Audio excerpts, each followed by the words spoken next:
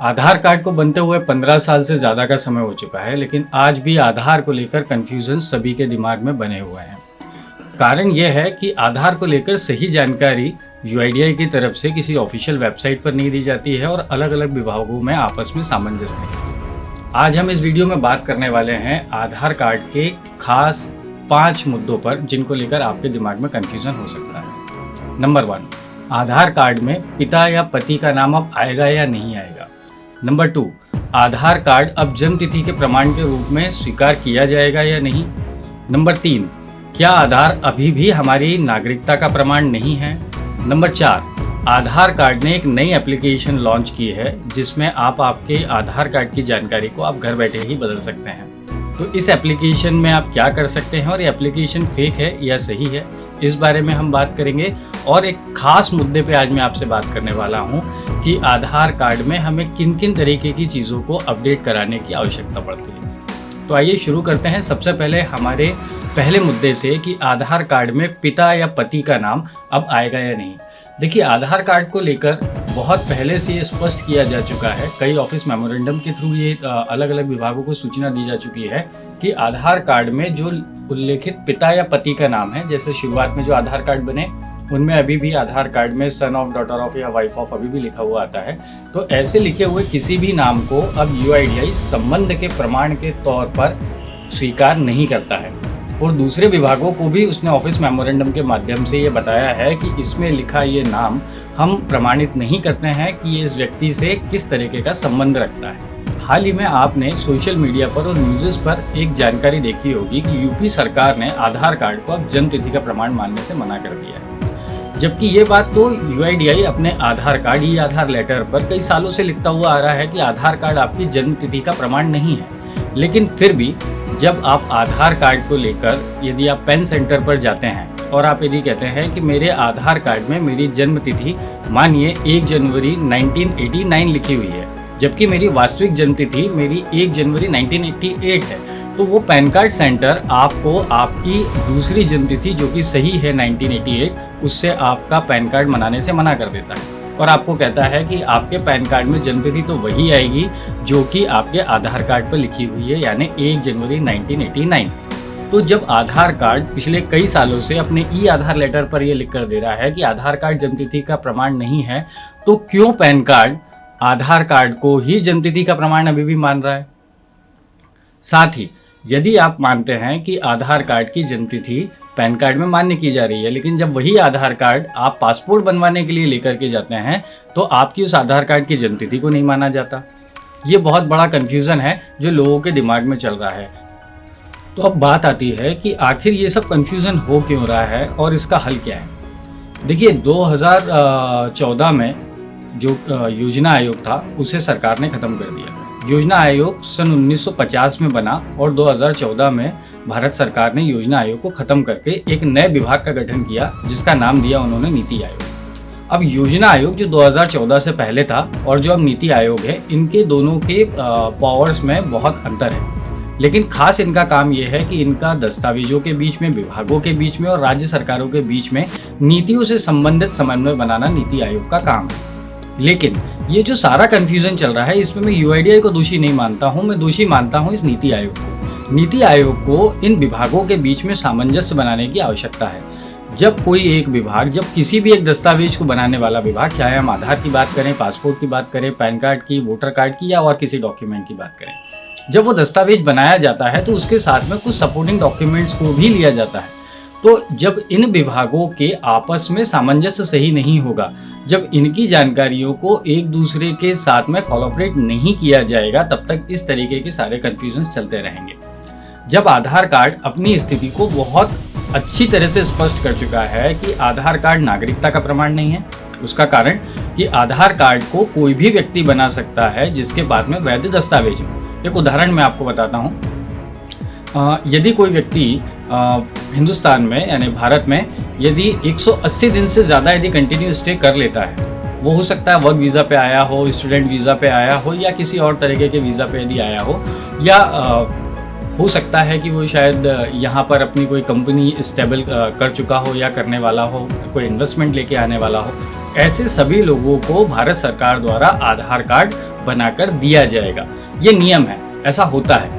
लेकिन जन्म तिथि के बारे में आधार कार्ड बहुत स्पष्ट कह चुका है कि हम आधार कार्ड को जन्म तिथि का प्रमाण नहीं मानते हैं।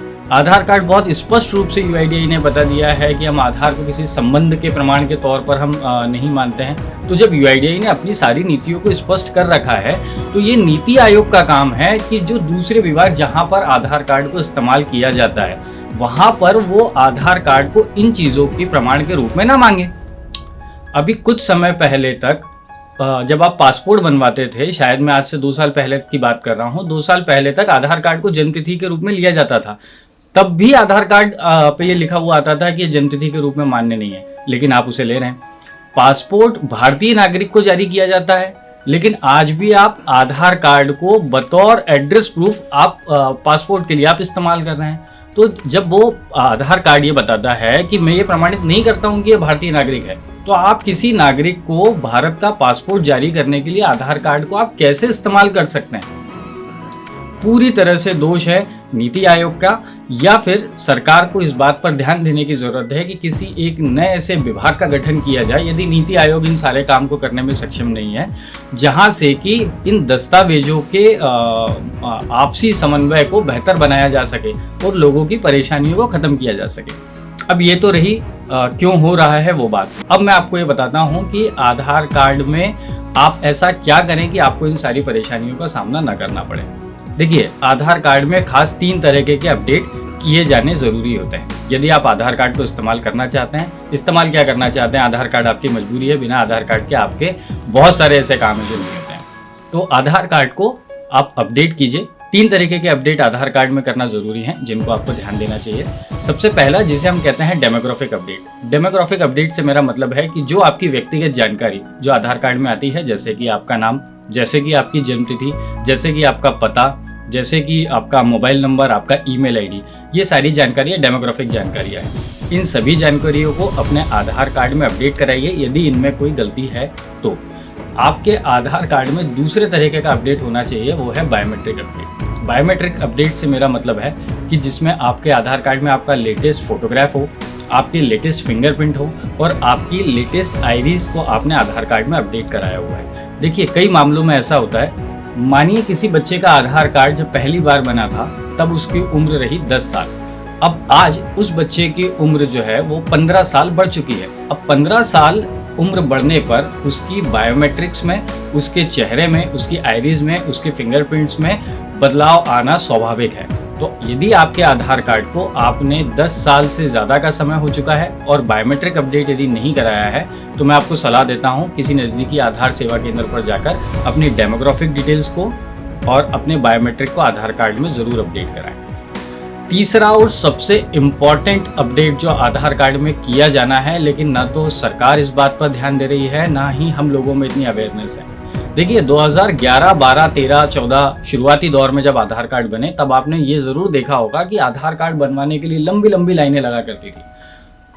ऑपरेटर को बात करने की भी फुर्सत नहीं होती थी। आप बैठते थे, अपनी जानकारी बताते थे, एक कोई वेरिफिकेशन ऑफिसर उस समय अपॉइंट होता था, वो आपकी जानकारी की पुष्टि करता था और आपके आधार कार्ड को बना दिया जाता था। आपका आधार कार्ड बन के आपके घर आ गया। घर आने के बाद में आपको ये पता चला कि मेरे आधार कार्ड में तो इस तरीके की जानकारियों में त्रुटि है। अब आप उनको अपने डेमोग्राफिक अपडेट के थ्रू आप सही करवाइए।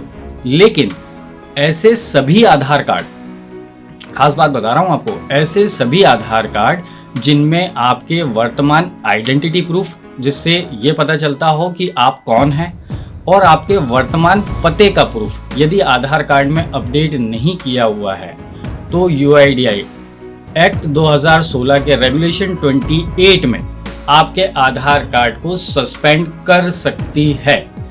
ये भी नियम है और इससे संबंधित जानकारी आपको यहाँ डिस्प्ले हो रही है। देखिए, मैं आपसे जो भी बात कर रहा हूँ वो हवा में नहीं कर रहा हूँ, मैं आपको एक नियम दिखा रहा हूँ। यदि और सही भी है, उस समय बहुत सारे ऐसे आधार कार्ड बने जिसमें कि लोगों की जानकारियों को बिना दस्तावेज के दिए ही सत्यापित कर दिया गया है।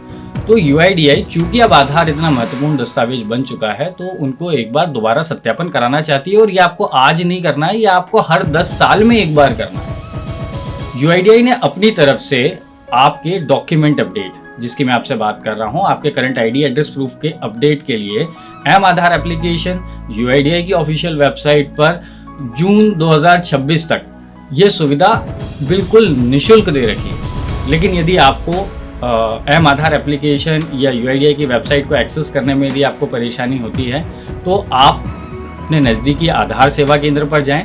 मात्र 75 रुपये का वो आपसे शुल्क लेंगे। अपने ओरिजिनल दस्तावेज आप साथ में लेकर जाएं और आपके आधार कार्ड में आप आपकी ID एड्रेस प्रूफ को आप अपडेट करवा लें। कोई भी आइडेंटिटी हो सकती है जो कि UIDAI की लिस्ट में है। UIDAI की लिस्ट में आपको डिस्क्रिप्शन में ज़रूर दे दूँगा, आप जाकर उसे चेक कीजिएगा। वहाँ सर आप आपके दस्तावेज को आप सेलेक्ट कर लीजिए कि क्या दस्तावेज हैं जिन्हें आप बतौर ID और एड्रेस प्रूफ आप आधार के साथ में अटैच कर सकते हैं। ये अपडेट आपके लिए कराना बहुत ज़रूरी है।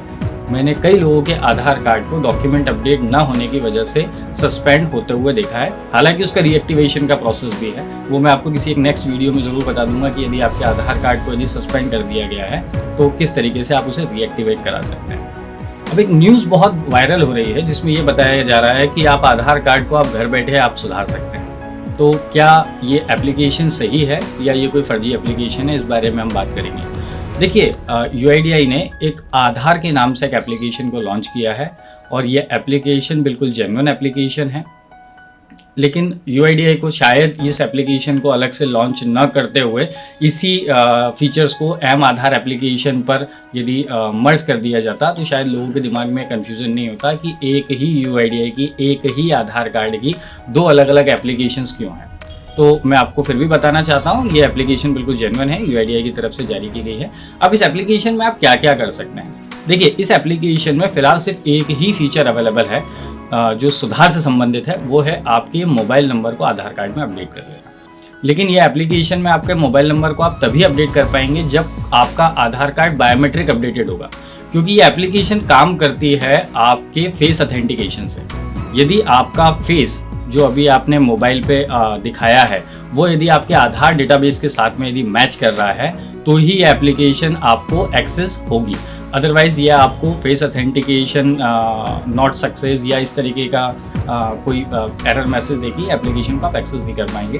तो यदि आप इस एप्लीकेशन को एक्सेस करना चाहते हैं या एक बार करके देख लीजिए और उसके बाद में यदि आपको वो फेस ऑथेंटिकेशन आपका नहीं हो पा रहा है तो आपको किसी नज़दीकी आधार सेवा केंद्र पर जाकर आपका बायोमेट्रिक अपडेट ज़रूर कराना है। बाकी की जो जानकारियां हैं जैसे कि आपका नाम, पता, जन्मतिथि, इनके सुधार से संबंधित कोई भी सेवा अभी इस एप्लीकेशन पर लॉन्च नहीं की गई है। हालांकि जब आप वहां पे देखेंगे तो कमिंग सून का मैसेज जरूर आ रहा है। अब कमिंग सून का मतलब कुछ भी हो सकता है। ये भी हो सकता है कि शायद आज से 10 दिन बाद वो चीज़ें लाइव हो जाए, या ये भी हो सकता है कि वो कुछ महीने का या कुछ साल का समय ले ले।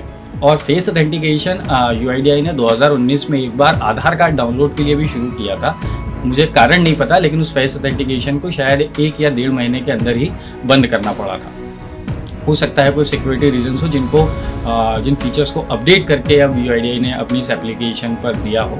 लेकिन फिलहाल अभी वहाँ पर आपको एक मोबाइल नंबर अपडेट करने का ऑप्शन मिलता है, साथ ही आपके आधार कार्ड को आपको डिजिटली शेयर करने का ऑप्शन मिलता है, जिसमें आपको ये कंट्रोल दिया गया है कि आप जिसको भी अपना आधार कार्ड आप शेयर कर रहे हैं उसमें से आप किन किन जानकारियों को आप शेयर करना चाहते हैं। यदि आप सिर्फ चाहते हैं कि आपका नाम और फोटो और आपका एड्रेस जाए, जन्मतिथि ना जाए, तो वो आपके कंट्रोल में है। यदि आप चाहते हैं कि सिर्फ नाम और पता आपका आप शेयर करना चाहते हैं तो वो आपके कंट्रोल में है। यदि आप चाहते हैं कि मेरी आधार की सारी डिटेल्स मुझे शेयर करना है तो वो भी आप कर सकते हैं। तो ईजी टू एक्सेस है ये एप्लीकेशन को यदि आप रिव्यू करेंगे तो मैं शुरुआती दौर में चूँकि एप्लीकेशन है तो मैं इसे 100 में से 95 नंबर में ज़रूर इस एप्लीकेशन को दूँगा।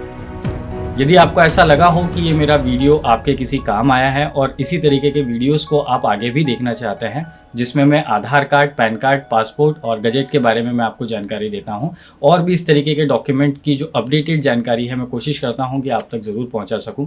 यदि आपको ये पसंद आया हो तो सब्सक्राइब और लाइक किए बिना बिल्कुल मत जाइएगा। तब तक के लिए जय हिंद, जय भारत, वंदे मातरम।